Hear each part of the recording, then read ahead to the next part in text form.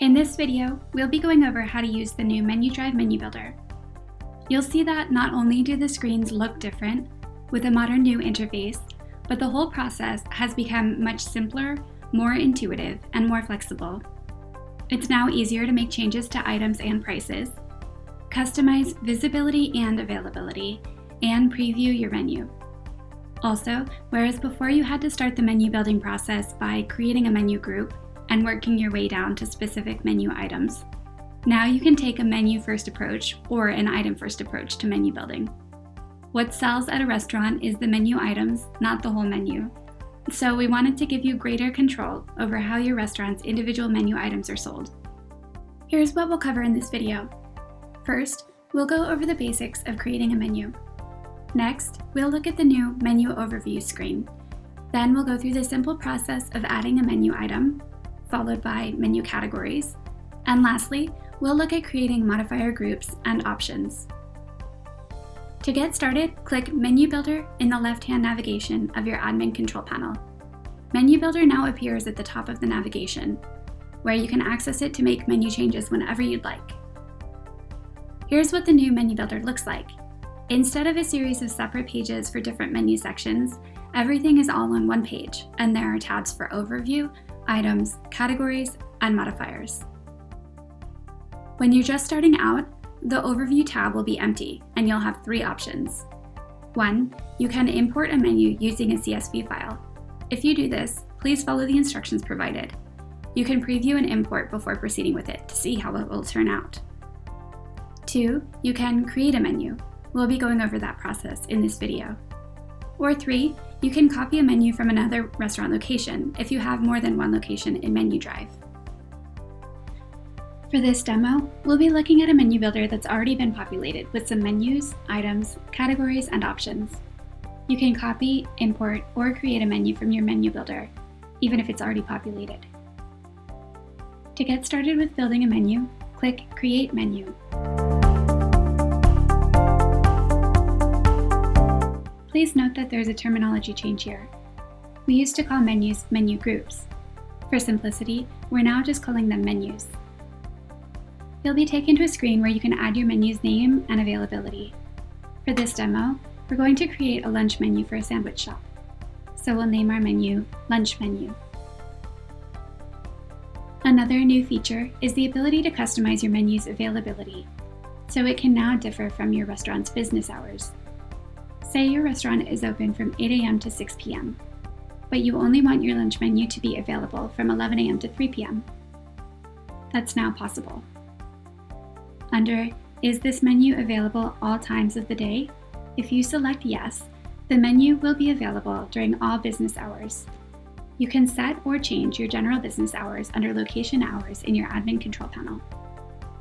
If you select No, you can choose the days and times when it's available. You can click Add More to get really specific about when your menu is available and on what days. Once you've customized a menu's availability, in the Overview tab, you'll be able to see those days and times under the menu's name. Check This menu is for special offers if you want to use it for daily specials or other offers. You can then restrict the number of different items allowed from this menu per order. For instance, if you have a Tuesday special on all lunch menu items, but only want a customer to be able to order 3 items as part of that special, you can set a limit here of 3. When you click Save, you'll see your menu now appear in the Overview tab.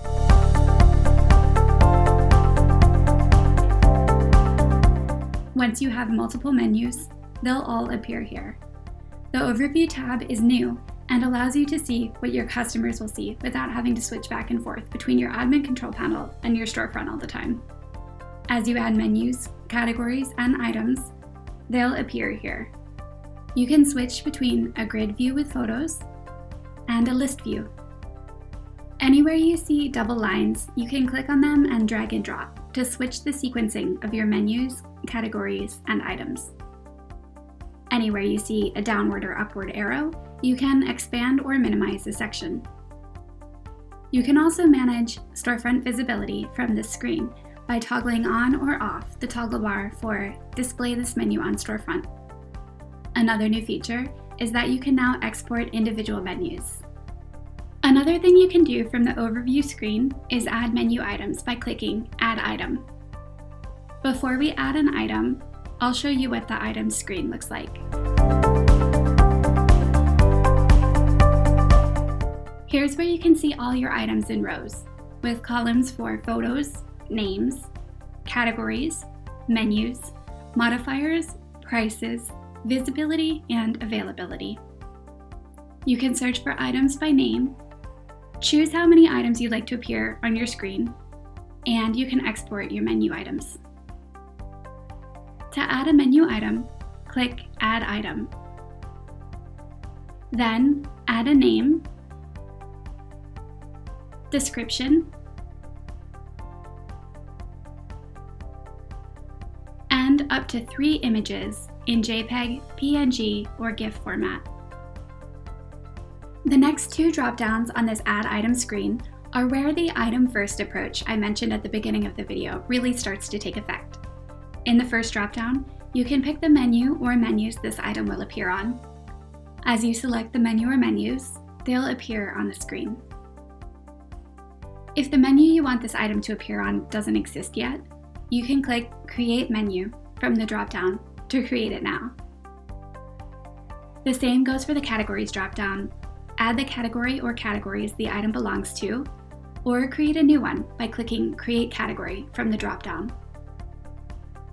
I'll go over creating categories in the next section of this video, but I will mention here that if you select a category that has multiple sizes, such as small, medium, and large, you'll add prices here. You can also add unique options like sides, toppings, or dressings for each different category size here. Please note that this is another terminology change. Modifiers are now referred to as options. We made this change to align with industry standards and, most importantly, because it reflects the fact that you're giving your customers choices, which is what any restaurant guest wants. We also wanted to create some distinction between a group of options and the individual options in that group. So the group is still called a modifier group, but its components are now options. We'll go into options more later, but for now, you can select a modifier group and you'll be able to see the options and prices that are part of it. You can also add a modifier group directly from the Add Modifier Group drop-down menu by clicking Create Modifier Group. There are a few more customization features on the Add Item screen. Under Advanced Settings, you can decide whether to allow customers to leave special instructions for this item when ordering it, such as instructions on how they would like it to be prepared. You can choose to make this item an upsell that will appear in a list of suggested items at checkout, or you can mark the item as part of a special offer. This means it can't be combined with other special offer items or coupons. You can choose a minimum and a maximum quantity for this item in an order, which can be helpful for inventory control on popular menu items.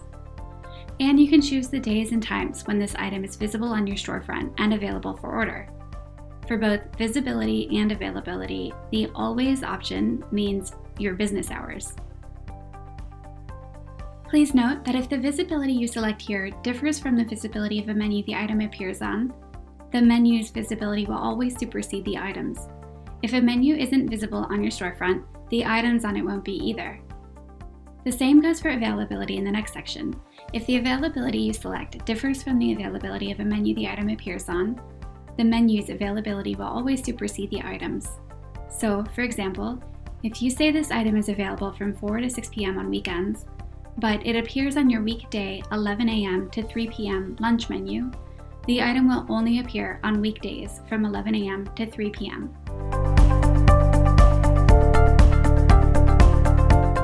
If your menu items came from a sync with your Lavu point of sale system, you'll see 2 buttons next that pertain to POS syncing.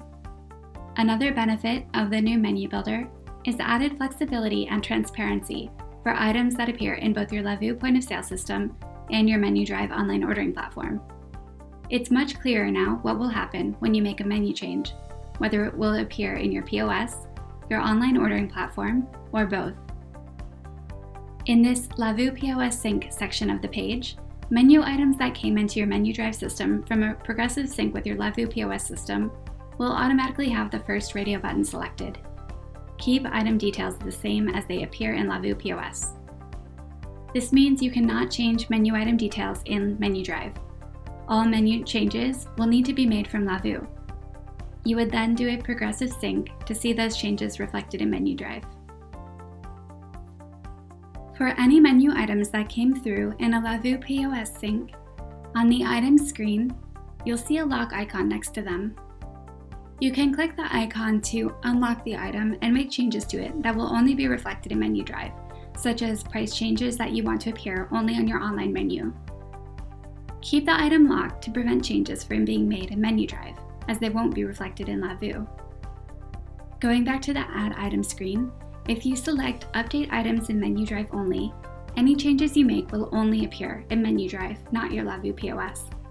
This option will only be available to you if you have unlocked the item on your Items screen. Now that we've gone through the Add Item process, we'll move on to categories.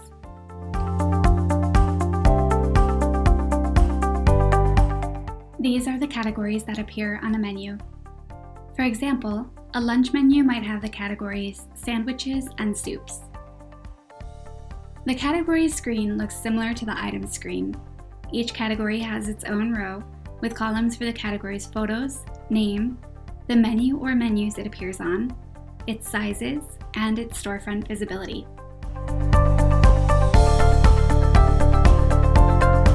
To create a category, click Add Category. Add the category name, description, the menu or menus it belongs to, and up to 3 images. Select the number of sizes in the category. If it has more than one size, enter the size names separated by commas. It doesn't matter if you add spaces between the commas or not. Use the toggle bar to make this category visible or hidden on your storefront. When you click Save, the category will appear on the category screen.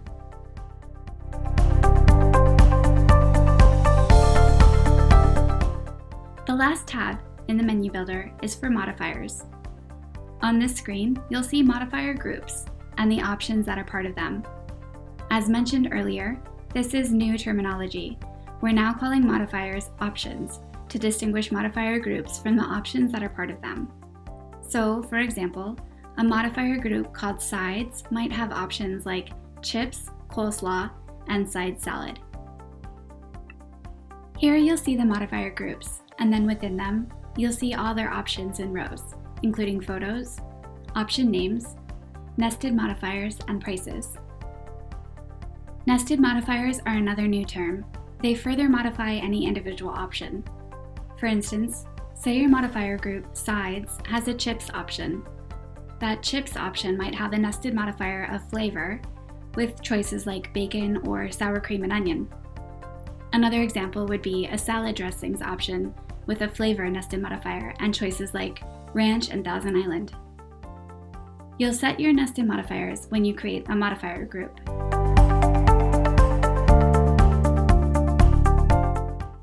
To do that, click Add Modifier Group. Add the group name. Select the display option for how you would like your modifier group to appear.